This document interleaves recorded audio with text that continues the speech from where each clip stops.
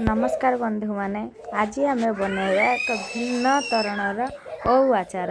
प्रथमे ओउ को देखंतु भल भाबरे मु छड़े नहीं तापरे ताकू भल भाबरे ता साइड रे देखंतु जो चोपा गुड़िक बाहर करनेबे आ भितरे थिबा चोपा को मध्य बाहर करनेबे। ए देखंतु मु देखौची केमिति मु बाहर करिची।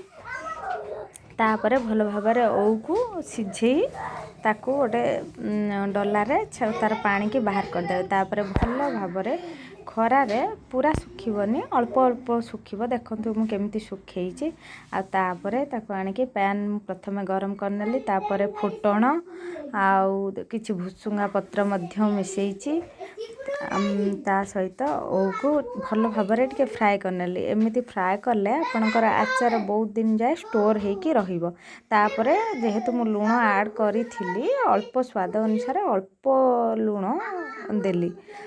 तापरे देखंतु मु तेंतुली मंड मध्य व्यवहार करिछि किंतु सेटा मु आपनकु शो करि पारनी। तापरे किछि गुड़ ताकू ऐड करनेली।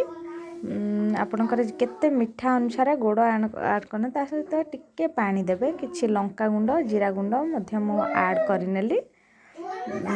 तापरे थिबा तेंतुली मंड को लास्ट में तेंतुली मंड को ढाली भल भाबरे टिके मिक्स करनेली।